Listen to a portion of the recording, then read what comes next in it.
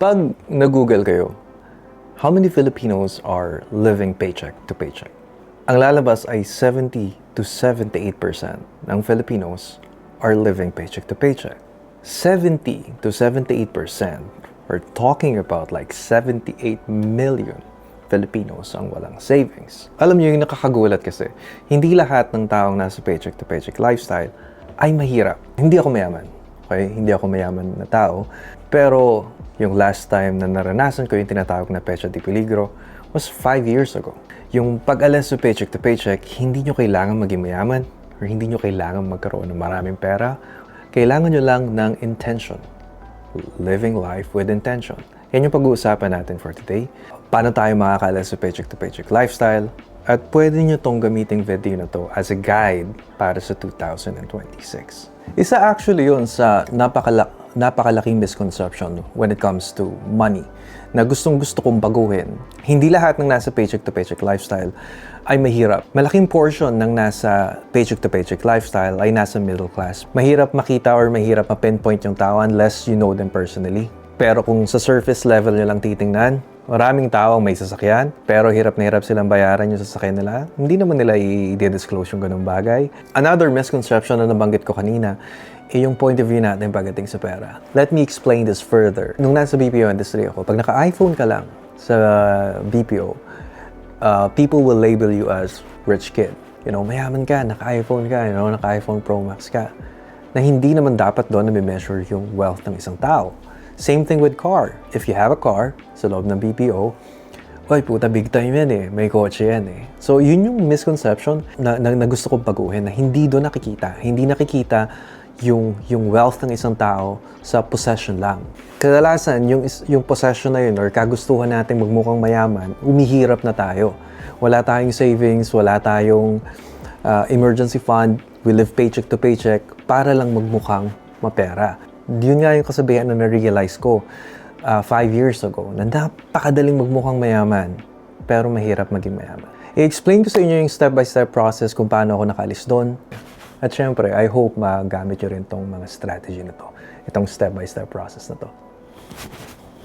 I was drowning in debt way back 2018 to 2019 bago mag-2020. Ngayon, yung utang ko naman, hindi naman yun luho. Lahat ng business na pinasok ko ng time na yun, bumagsak. Roughly 700,000, 600,000 plus. Pero i-round off na lang natin. 700,000 pesos yung utang ko. And hirap na hirap ako magbayad dahil wala akong matinong source of income. Wala na rin akong savings. Like, depleted lahat. That's why matagal ako nakalis sa paycheck to paycheck lifestyle. Hindi lang broke, I'm more than that kasi negative yung net worth ko. The first step and the most crucial step para makaalis sa paycheck to paycheck lifestyle, bayaran ninyo yung utang ninyo. Pay your debt. Non-negotiable yan. Meaning, mamatayan man kayo, magkasakit man kayo, madisgrasya man kayo. Knock on wood, no? Mangyari yun or hindi, kailangan ninyo bayaran yung utang ninyo. So imagine if ang earning ninyo or income ninyo ay 50,000. Let's just say 50,000 every month. Tapos yung utang na binabayaran ninyo ay 20,000 every month. Tapos babayaran nyo siya for the next 5 years. Meaning, pagkakasyahin nyo lang yung 30K sa loob ng 5 taon. Kailangan hindi magbago yung income ninyo. Dahil pag nabawasan yung income ninyo, kung ano man yung reason, magbabayad pa rin kayo ng utang ninyo, pero mas kukonti na lang yung pagkakasyahin ninyo every month. Like, ang hirap mag-move forward financially if you have a debt. So, paano ko binayaran yung 700,000 na utang ko? Number 1, okay, nag-open ako ng bank account.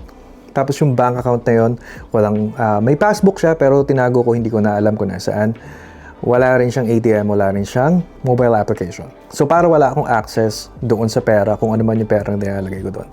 Next step, number 3, lahat ng pera or extra na pera na meron ako, doon ko talaga nilalagay para magkaroon ako ng buffer. 80% ng 13-month pay, diretso yun doon sa bank account. Nakaka-receive ako ng birthday gift from my mom.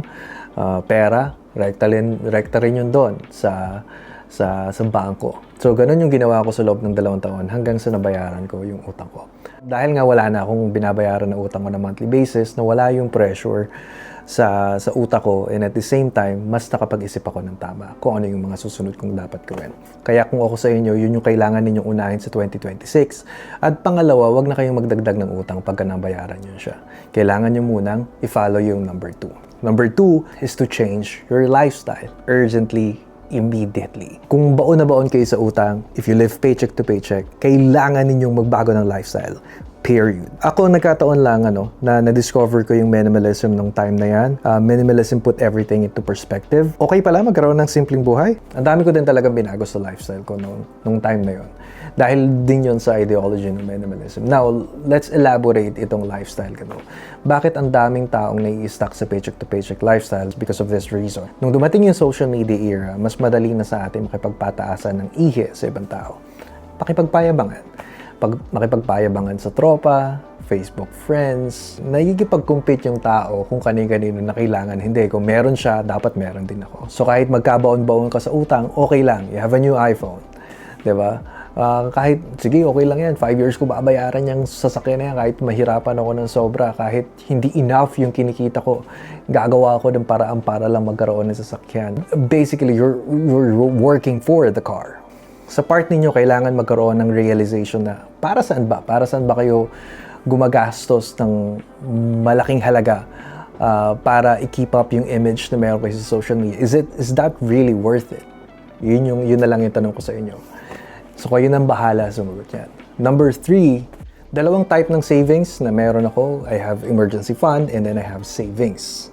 If you have an emergency fund, good for 6 months to 12 months. Kung baga hindi kayo may stress, kung mawalan man kayo ng source of income this month. You have at least like 6 months to a year na living expenses. So maitatawid kayo nun. And for sure naman, within 6 to 12 months, may trabaho na kayo. Yun yung kagandahan niya, yung peace of mind na yun. Yung savings, para yan sa mga impulses, right? Let's say vacation, or gusto kong bumili ng bagong computer, gusto kong bumili ng bagong lens. Doon ko ginagamit yung savings. Yung emergency for emergency lang. Number 4, ito yung ongoing. Kahit may savings ako, it doesn't mean na nakaalis na ako sa paycheck to paycheck lifestyle forever. Andun pa rin yung danger na pag nawala yung savings at emergency fund na yun, diba, babalik pa rin ako sa paycheck to paycheck lifestyle. And yun yung iniiwasan ko. And for me to be able to escape yung paycheck to paycheck lifestyle na yan, ito yung continuous process na kahit sino yun yung ginagawa, which is investing or investment. Ilalagay ninyo yung pera ninyo into something na pwedeng mag-generate pa ng income. Now, wala pa akong masasabing positive right now dito sa investing part dahil nagsisimula pa lang tayo. Ayoko lang magkwento ng mga bagay-bagay na hindi pa nag-generate ng positive outcome. Ayoko din magkwento ng, ito kasi yung plano ko or ito yung gagawin ko. No. Dahil nga may utang ako ng 700,000 pesos, inabot ako ng 3 taon to be able to escape paycheck to paycheck lifestyle. Kung wala naman kayong ganong kalaking utang right now, hindi naman din ganong kaliit yung sweldo ninyo, maybe mag-focus lang kayo sa lifestyle and savings. Ang goal lang is makaalis sa paycheck to paycheck lifestyle. Kasi isang malaking accomplishment na yon. Yung hindi ninyo inaalala kung ano yung pambayad ninyo ng bills next month. I hope nakatulong tong video na to. And if you have any questions, guys, comment lang sa comment section below. Gagawa pa ako ng mas maraming mga videos about it. So please consider subscribing to the channel. Hope you have a good day. And of course, Happy New Year, guys. Bye-bye.